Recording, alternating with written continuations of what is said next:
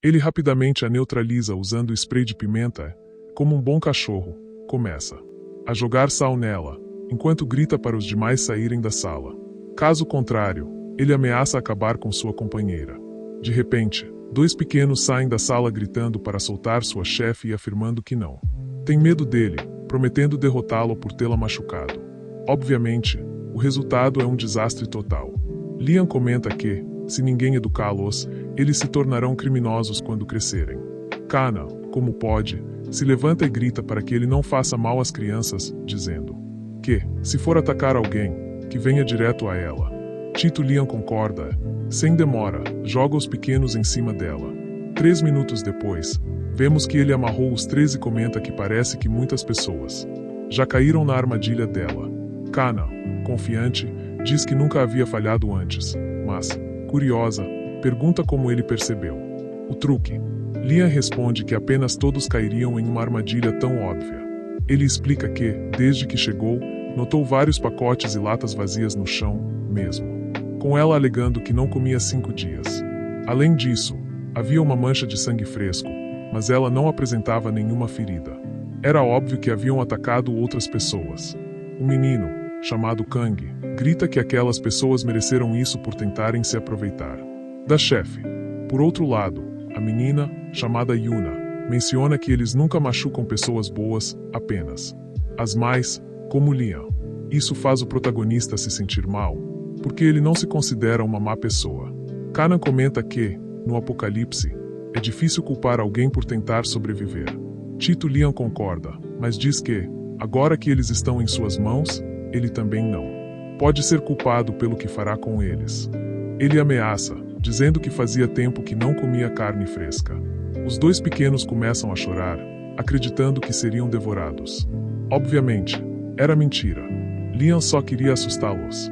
Kanan pede que ele os deixe ir e, se precisar, pode comê-la no lugar deles. Kang e Yuna se recusam a abandoná-la, dizendo que ele deveria comê-los e libertar sua chefe.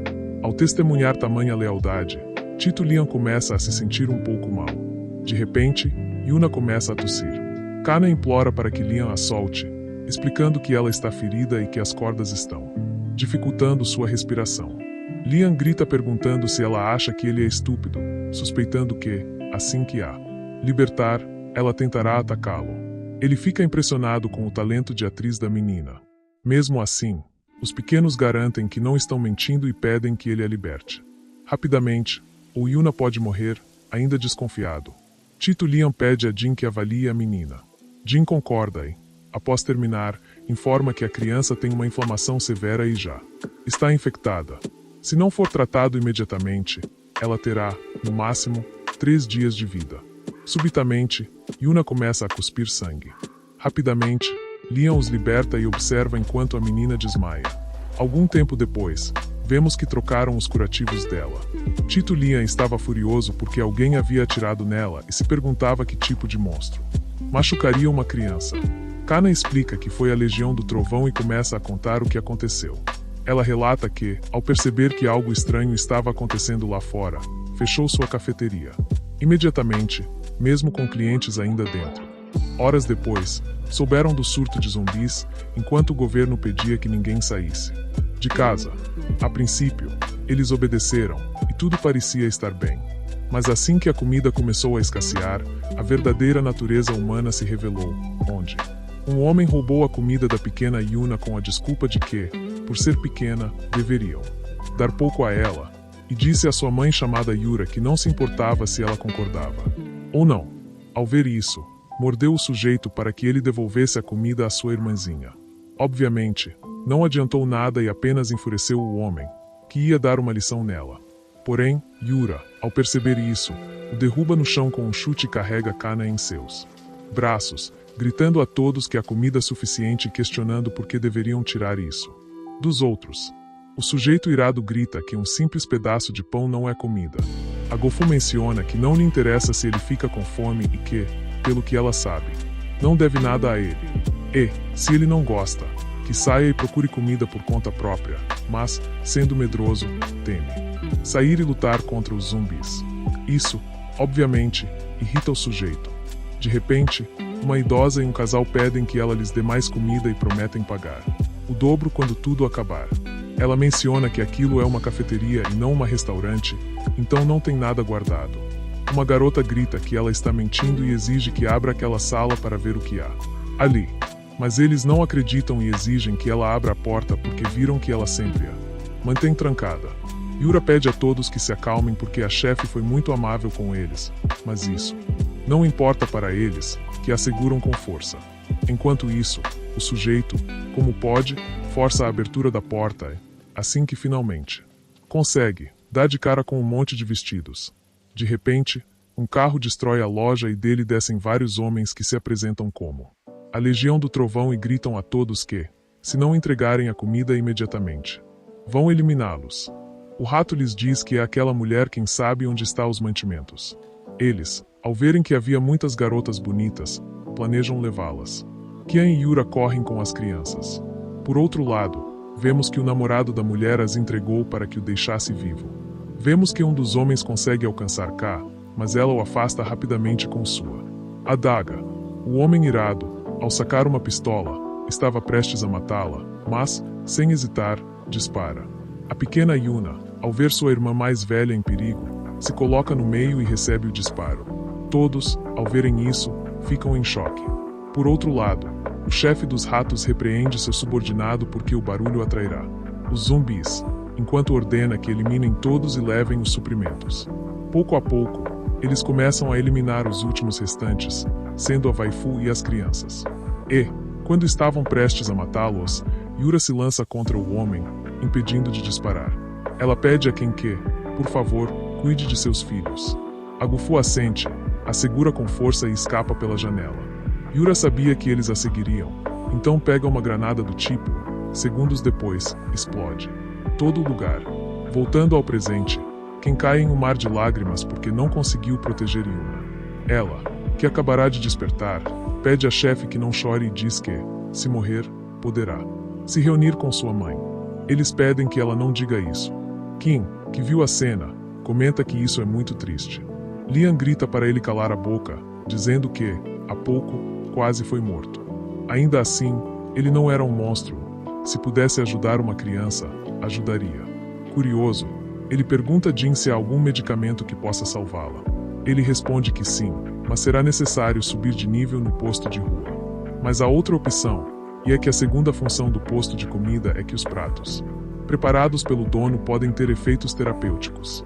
No entanto, a eficiência depende do nível de habilidade do dono. Assim, quanto melhor for sua comida, melhores serão os resultados. Com isso em mente, Tito Lian entra no modo Masterchef. Ele arregaça a manga e em seguida quebra alguns ovos, faz uma massa e depois ele jogou tudo num tacho e 3 minutos depois, vemos que ele preparou um delicioso waffle e pede para Yuna comê-lo. Ela lhe agradece de coração ao irmão mais velho. Assim que dá uma mordida, diz que está delicioso. Alguns segundos depois, ela diz ao irmão e à chefe que já está se sentindo muito melhor. Tito toca sua testa e fica surpresa ao perceber que a febre dela diminuiu, sabendo que deve ser por causa do waffle. Perplexa, pergunta o que era aquilo. Tito Lian diz que não pode contar, e mesmo que Yuna já esteja muito melhor, para se recuperar completamente ela ainda precisa comer mais, e aquilo foi só um presente. Na próxima vez, ela precisará pagar. A waifu diz que não há problema e que pode pegar toda a comida que tem. Tito Lian responde que já tem muita e o que ele realmente quer é ela. Os meninos, ao ouvirem isso, se negam e gritam que, aparentemente, ele é um homem mau. Lian sabia que haviam interpretado mal, e com seriedade diz que o que ele quer é que ela trabalhe para ele e que não se preocupe, ele dará comida e hospedagem. A waifu e os meninos sabiam que era uma oferta muito boa, então acabam aceitando. Alguns minutos depois, ele entrega um contrato, e quando Tito Lian o lê, fica irritado, pois a tal tonta queria férias e muitas outras coisas, e grita se ele acha que é um idiota. De repente, um grupo de indivíduos entra no local. Um homem mascarado diz a seus companheiros que seu nariz nunca se engana, e o delicioso cheiro vinha de lá. K percebe que queriam tirar o waifu de sua irmãzinha, e ele não permitiria. Lian também percebe isso e se coloca entre eles. O homem grita se querem brigar, e Tito Lian responde que não, mas se ele estiver com fome, pode preparar um para ele. o homem, chamado Feng, pergunta ao seu chefe, chamado John, se pode provar, e ele responde que sim. Curioso, pergunta ao protagonista qual é o preço, pois sabia que não seria de graça. Tito Liam suspeita que esses tipos têm muitos cristais. Enquanto passa o cardápio, John se surpreende ao ver que um waifu custa 10 cristais. Tito Liam menciona que não é fácil ganhar a vida no apocalipse e que esse é um preço justo. John sabe que ele tem razão e pede 10 waifus. Enquanto Tito Liam os prepara, Ka agarra o braço de John e pede que aguarde um momento. Demos que ele fica nervoso, e seu coordenador ri, pois o velho problema do chefe voltou. Sempre que vê uma mulher bonita, ele fica tímido. Lee sabia que fez bem em contratar aquela garota, sem mais demora. Ativa seu modo Masterchef, e 3 minutos depois, vemos o grupo fascinado ao provar o delicioso waifu, ou, sendo um homem de palavra, paga e curiosamente pergunta o que mais ele tem. Tito Liam menciona que tem de tudo: frango frito, carne assada, refrigerantes, entre muitas outras coisas. John, maravilhado, pede 10 de cada um. Tito Liam pede desculpas, mas explica que não tem suprimentos suficientes para um pedido tão grande. John diz para não se preocupar, basta dizer o que ele precisa, e ele o trará. Então, menciona ao seu chefe que parece que esse sujeito é um grande peixe, e, se puder conseguir suprimentos para ele, não precisariam correr riscos para encontrá-los. Tito Liam sabia que ele estava certo, e quando estava prestes a falar, um garoto chega dizendo que Shan e os outros acabaram de chegar e estão muito feridos. Tito Liam leva um grande susto ao perceber que são os mesmos caras com quem John brigou. Curioso, pergunta aos seus meninos quem os havia golpeado.